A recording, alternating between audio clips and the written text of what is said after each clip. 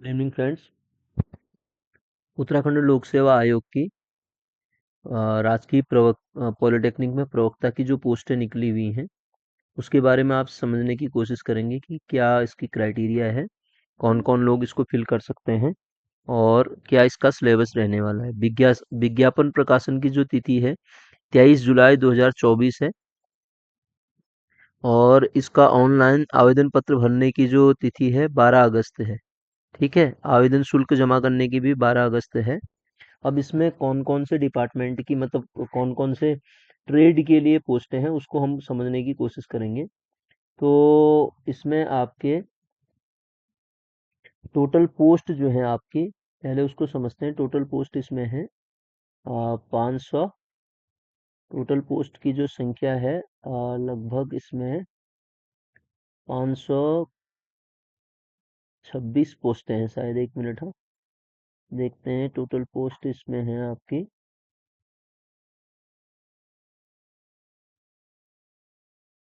हम्म तो ये टोटल ये है रिक्तियों की संख्या जो है, कुल रिक्तियों की संख्या जो है 526 है।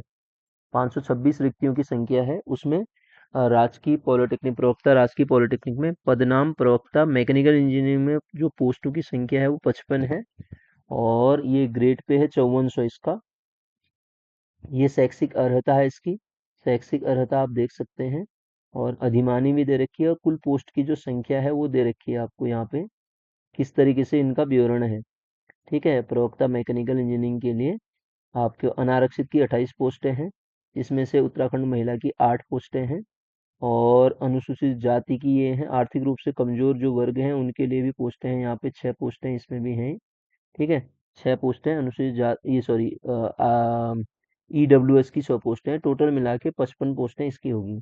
मैकेनिकल इंजीनियरिंग की अगर हम बात करें तो 55 पोस्टें मैकेनिकल इंजीनियरिंग में भी हैं इसमें। ठीक है, तो और सेम ग्रेड पे है और आयु सीमा 21 से 42 वर्ष की है। पोस्ट की संख्या अगर हम बात करें तो 57 पोस्टें हैं और उनका विवरण ये दिया गया है इस तरीके से। 34 अनारक्षित हैं और 10 उत्तराखंड महिला के लिए हैं और अनुसूचित जाति की 8 है, अनुसूचित जनजाति की 3 है, अन्य पिछड़ा वर्ग 6 पोस्टें हैं, आर्थिक रूप से कमजोर की 6 पोस्टें इसमें हैं। ठीक है, टोटल 57 पोस्टें होंगी। पदनाम सिविल इंजीनियरिंग की बात करें तो 103 पोस्टें हैं। 103 पोस्ट में से इनका डिस्ट्रीब्यूशन किस तरीके का वो देख लेते हैं। अनारक्षित की 49 पोस्टें हैं, जिसमें से 15 उत्तराखंड महिला की हैं। अनारक्षित की 49 में 15 उत्तराखंड महिला की हैं। यहाँ आपके दिव्यांग जनों के लिए भी पोस्टें हैं और कुशल खिलाड़ी जो है उनकी पोस्ट भी है। सिविल इंजीनियरिंग में प्रवक्ता सिविल इंजीनियरिंग की बहुत सारी पोस्टें हैं। इसमें आर्थिक रूप से कमजोर के लिए 9 पोस्टें हैं। 103 पोस्टें टोटल मिला के हैं।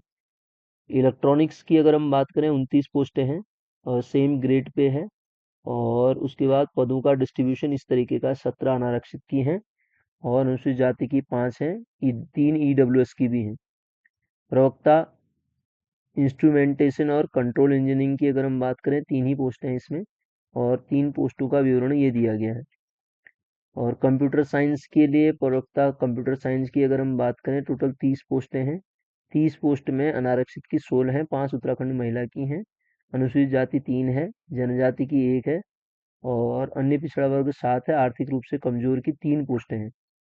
अच्छा, इसमें टोटल पोस्टों में टोटल पोस्टें 30 है। 30 में से 3 आर्थिक रूप से कमजोर कमजोर वर्ग के लिए भी हैं। मैकेनिकल इंजीनियरिंग की प्रवक्ता मैकेनिकल ऑटोमोबाइल इंजीनियरिंग की भी पोस्टें ही हैं आपके पास। ठीक है, अगर हम पीसीएम सब्जेक्ट के लिए देखें तो उसमें आप देखेंगे प्रवक्ता केमिकल इंजीनियरिंग की दे रखी है, एग्रीकल्चर इंजीनियरिंग की हैं और उसकी 3 पोस्टें हैं। इसमें कम है एग्रीकल्चर इंजीनियरिंग में। फार्मेसी भी है एक पोस्ट, इसमें 57 पोस्टें फार्मेसी की हैं। उसके लिए पदनाम शैक्षिक अर्हता जो है आपकी फार्मेसी प्रथम श्रेणी में फार्मेसी की हो और आयु सीमा का विवरण इस प्रकार से दिया गया है, जिसमें अनारक्षित की 25 पोस्टें हैं और ईडब्ल्यूएस की भी 4 पोस्टें हैं इसमें देखिएगा। भौतिकी की अगर मैं बात करूं 41 पोस्टें भौतिकी की हैं इसकी। अगर हम वो बात करें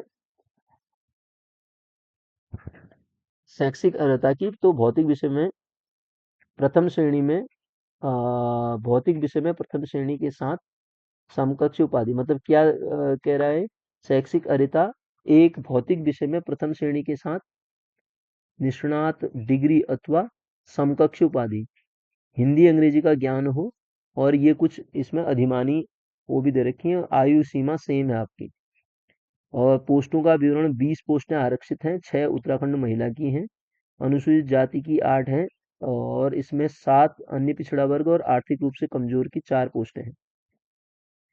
रसायन की बात करें 45 पोस्टें टोटल हैं, इसमें से आपकी 21 पोस्टें अनारक्षित की हैं, और अनुसूचित जाति की 11 पोस्टें हैं, आर्थिक रूप से कमजोर के लिए इसमें भी कितनी है, 4 पोस्टें हैं।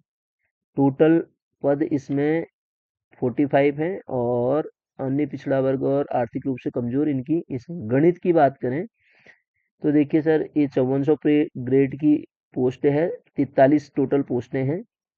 इसमें क्या है, शैक्षिक अर्हता जो है प्रथम गणित में प्रथम श्रेणी के साथ डिग्री हो अथवा समकक्ष उपाधि, हिंदी अंग्रेजी का ज्ञान हो और कंप्यूटर का भी संबंधी ज्ञान भी, ऐसे अभ्यर्थी को वरीयता दी जाएगी जो ये रखता हो, डायरेक्टरेट की उपाधि हो और नेट परीक्षा पास किया हो, ये सारी चीजें। आयु सीमा 21 से वही है, और अनारक्षित की 22 पोस्टें इसमें, 7 उत्तराखंड महिला की होगी, और आर्थिक रूप से कमजोर के लिए 4 पोस्टें इसमें, आर्थिक रूप से कमजोर के लिए। इंग्लिश की पोस्टें 48 है, जिसमें से पोस्ट का विवरण इस तरीके से दिया गया है।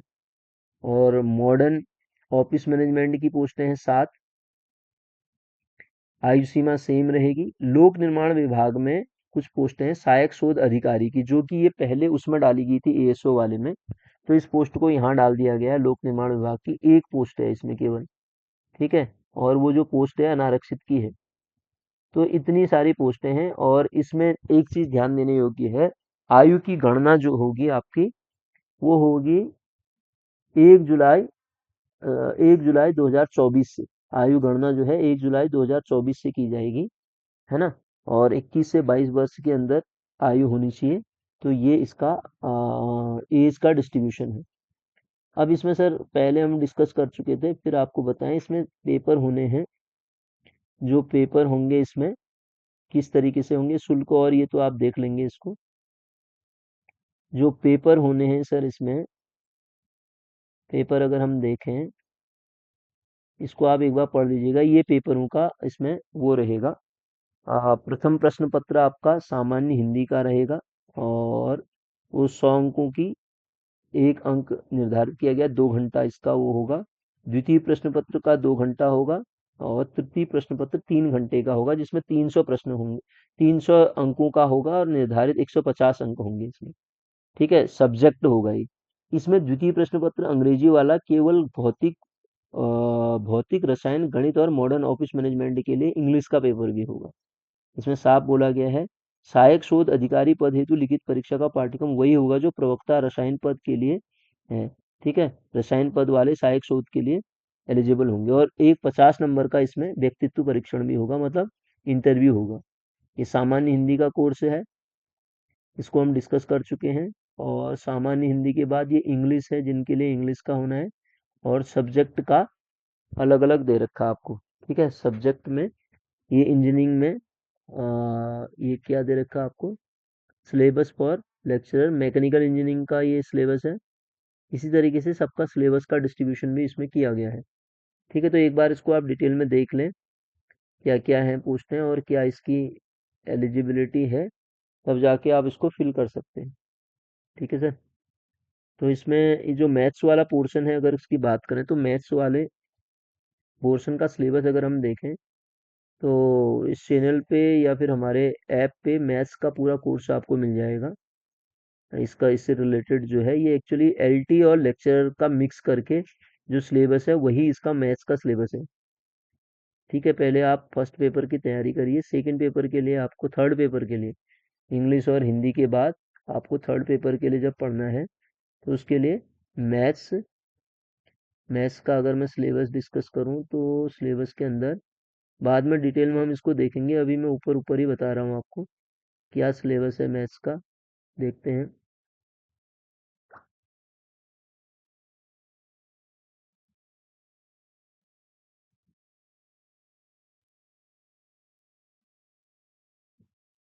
केमिस्ट्री है, ऑर्गेनिक केमिस्ट्री। केमिस्ट्री के बाद उसके बाद फिजिक्स होगा इसमें। ये है सर। मैथ्स का एलजेब्रा है, मैट्रिसेस है, इसको डिस्कस कर चुके हैं। Differential calculus, integral calculus, analytical geometry, vector analysis, differential equation, static dynamics भी है, कॉम्प्लेक्स एनालिसिस है, numerical analysis, mathematical statistics, operation research. ठीक है, ऑपरेशन रिसर्च भी है, और real analysis, linear algebra, integral equation and calculus of variation. इतना ही है, ये बहुत कम कोर्स है। मैथ्स का ज़्यादा कोर्स नहीं है सब्जेक्ट का, तो आप इसको, ये जो मैथ्स का कोर्स है इसका तो मैं, बना हुआ कोर्स है, इसको मैं अपने ऐप पे डालूंगा। मैथ्स से रिलेटेड आपको परेशानी नहीं होगी। अगर आप हेल्प लेना चाहते हैं तो मैथ्स का सिलेबस आपको पूरा मिल जाएगा हमारे वहाँ पे। ठीक है, बाकी देखते हैं इसको, इसके सिलेबस को पूरा डिटेल में डिस्कस करेंगे हम दोबारा से। Thank you.